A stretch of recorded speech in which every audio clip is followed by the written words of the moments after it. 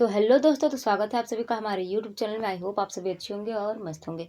तो आज का वीडियो हमारा मेजर 18 का तीसरा वीडियो होने वाला है। इसके पहले हम लोगों ने दो क्वेश्चन को हम लोगों ने पढ़ लिया था मेजर 18 का। तो अगर आप लोगों ने पीछे का वीडियो नहीं देखा है तो प्लीज़ आप हमारे चैनल पर जाएँ और प्ले लिस्ट को चेक करें और वहाँ से आप लोग सारे वीडियो को देख सकते हो।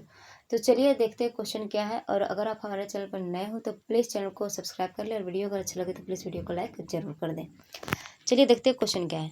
सामाजिक क्षेत्र की अवधारणा को स्पष्ट कीजिए। सामाजिक क्षेत्र किस प्रकार सामाजिक संरचना, शक्ति, संबंधों और संसाधनों के वितरण को प्रभावित करता है। यानी कि सामाजिक संरचना मतलब समाज को चलाने वाली व्यवस्था, ठीक है। तो इसकी जो शक्ति, संबंधों और संसाधनों के वितरण को प्रभावित करता है, वो किस प्रकार से प्रभावित करता है उसके बारे में जानेंगे। तो चलिए जानते हैं उत्तर क्या है। मानव समाज केवल लोगों का समूह नहीं होता, बल्कि यह विभिन्न सामाजिक संबंधों, परंपराओं और गतिविधियों से मिलकर बनता है। समाज में जहाँ लोग आपस में संपर्क स्थापित करते हैं, जीवन जीते हैं और सामाजिक क्रियाएं करते हैं, उसी को सामाजिक क्षेत्र कहा जाता है। सामाजिक भूगोल में सामाजिक क्षेत्र की अवधारणा अत्यंत महत्वपूर्ण मानी जाती है, क्योंकि यह समाज की संरचना, शक्ति, संबंधों और संसाधनों के वितरण को समझने में सहायता प्रदान करती है।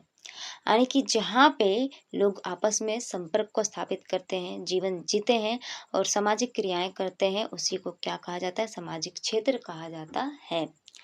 आगे है सामाजिक क्षेत्र की अवधारणा। तो इसकी क्या अवधारणाएं हैं। तो क्या है, सामाजिक क्षेत्र का अर्थ है उस भौगोलिक या सामाजिक स्थान से है जहां लोगों के बीच सामाजिक संबंध, सांस्कृतिक व्यवहार, आर्थिक गतिविधियां और सामाजिक संस्थाएं विकसित होती है।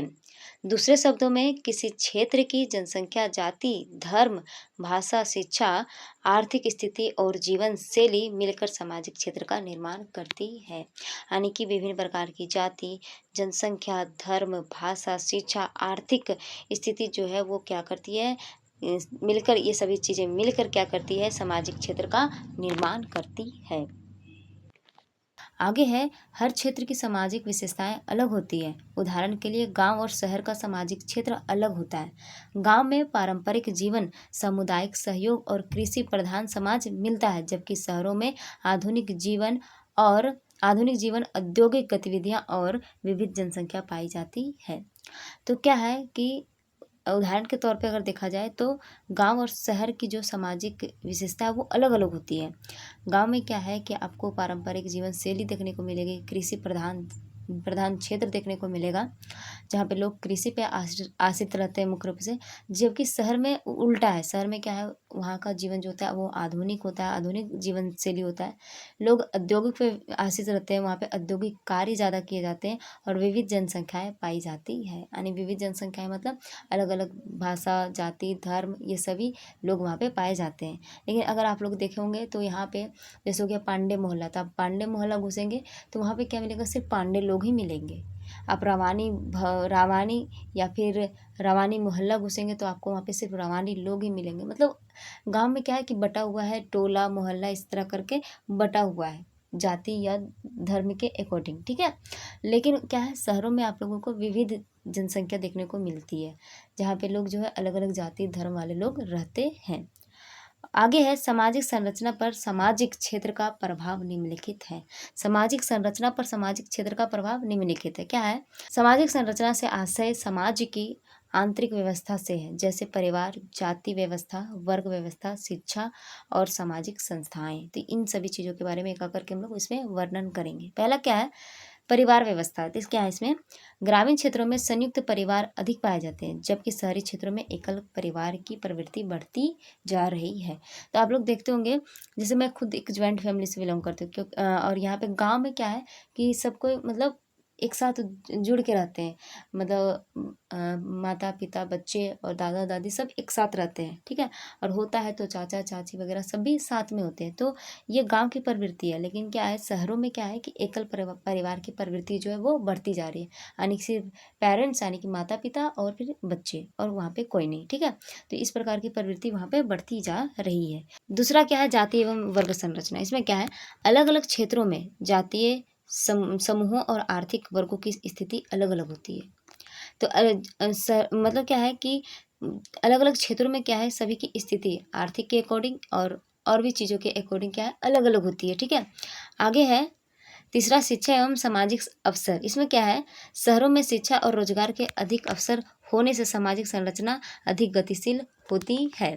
आगे है चौथा, जीवन शैली। जीवन शैली में क्या है, सामाजिक क्षेत्र लोगों की सोच, परंपराओं और व्यवहार है।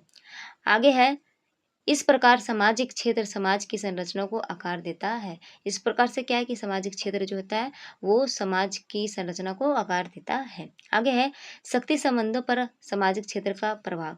तो शक्ति संबंधों के आधारित हम लोग जानेंगे क्या है। शक्ति संबंधों का अर्थ समाज में अधिकार, नियंत्रण और निर्णय लेने की क्षमता। तो इसमें क्या है, पहला, राजनीतिक शक्ति। किसी क्षेत्र में प्रभावशाली समूह स्थानीय राजनीति और प्रशासन पर अधिक नियंत्रण रखते हैं। आगे दूसरा, सामाजिक प्रतिष्ठा। तो इसमें क्या है, शिक्षा, धन और सामाजिक स्थिति के आधार पर कुछ वर्ग अधिक प्रभावशाली बन जाते हैं। तो कई वर्ग जो होते हैं वो पढ़े लिखे होते हैं, धन उनके पास ज़्यादा होता है, सामाजिक स्थिति भी उनका अच्छा होता है, जिसकी वजह से क्या होता है, अधिक प्रभावशाली वो बन जाते हैं समाज में। आगे है तीसरा क्या है, लैंगिक शक्ति। लैंगिक शक्ति में क्या है, कई क्षेत्रों में, लैंगिक मतलब क्या होता है, पुरुष स्त्री वाला। ठीक है, तो कई क्षेत्रों में पुरुषों को अधिक सामाजिक शक्ति प्राप्त होती है, जबकि कुछ क्षेत्रों में महिलाओं की भागीदारी बढ़ रही है।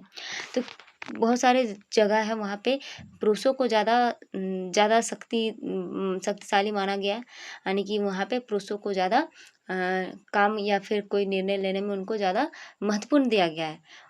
लेकिन और कुछ क्षेत्र जो हैं वो वहाँ पे महिलाओं को भागीदारी बढ़ चढ़कर मिल रही है। जैसे कि आप देखेंगे केरला साइड या मेघालय साइड आप देखेंगे तो वहाँ पे क्या है, महिलाओं को ज़्यादा अवसर प्रदान है। बाकी आप उत्तर भारत की ओर देखेंगे, जैसे उत्तर प्रदेश हो गया, बिहार या झारखंड, ये सब में देखेंगे तो वहाँ पे क्या हो गया कि पुरुषों को ज़्यादा महत्व दिया जाता है। चौथा क्या है, ग्रामीण शहरी अंतर। इसमें क्या है, चौथा क्या, ग्रामीण शहरी अंतर। तो शहरों में लोकतांत्रिक भागीदारी और सामाजिक गतिशीलता अधिक देखने को मिलती है। तो शहरों में क्या है कि लोकतांत्रिक भागीदारी और सामाजिक गतिशीलता देखने को ज़्यादा मिलती है। इस प्रकार सामाजिक क्षेत्र यह तय करता है कि समाज में किसके पास अधिक शक्ति और प्रभाव है। आगे है संसाधनों के वितरण पर सामाजिक क्षेत्र का प्रभाव। पहला क्या है, आर्थिक संसाधन। इसमें क्या है, विकसित क्षेत्रों में उद्योग, व्यापार और रोजगार के अधिक अवसर होते हैं, यानी कि जहाँ पे विकसित जो क्षेत्र होते हैं वहाँ पे क्या, उद्योग, व्यापार और रोजगार के अवसर जो होते हैं वो ज़्यादा होता है। दूसरा है शैक्षिक संसाधन। इसमें क्या है, शहरों में विद्यालय, महाविद्यालय और तकनीकी संस्थान अधिक होते हैं, जबकि ग्रामीण क्षेत्रों में इनकी कमी देखी जाती है। तीसरा है स्वास्थ्य सुविधाएं। इसमें क्या है, शहरी सामाजिक क्षेत्र में अस्पताल और चिकित्सा सेवाएं अधिक विकसित होती है। इस प्रकार सामाजिक क्षेत्र यह निर्धारित करता है कि समाज के विभिन्न समूहों को संसाधनों तक कितनी पहुंच प्राप्त होगी। आगे है सामाजिक क्षेत्र का महत्व। इसमें क्या है, सामाजिक क्षेत्र का महत्व के बारे में, दो चार महत्व के बारे में हम लोग जानेंगे। क्या है, समाज की संरचना को समझने में सहायता प्रदान करता है। तो समाज की जो संरचना है, यानी कि समाज को किस प्रकार से, यानी कि समाज की संरचना मतलब क्या होता है, संरचना मतलब क्या होता है कि समाज को चलाने वाली जो व्यवस्था होती है उसी को सामाजिक संरचना बोला जाता है। तो समाज की संरचना को समझने में ये क्या करता है, सहायता प्रदान करता है। दूसरा है सामाजिक असमानताओं की पहचान करता है। तीसरा है क्षेत्रीय विकास योजना बनाने में उपयोगी होता है। चौथा है सामाजिक न्याय और समान अवसर प्रदान करने में सहायक होता है। तो ये कुछ ज़्यादा लंबा हो गया था, इसलिए निष्कर्ष मैं नहीं लिखी, लेकिन अगर आप लोग चाहें तो आप लोग इसमें निष्कर्ष को डाल सकते हैं। ठीक है, तो चलिए आज का यहीं तक रखते हैं।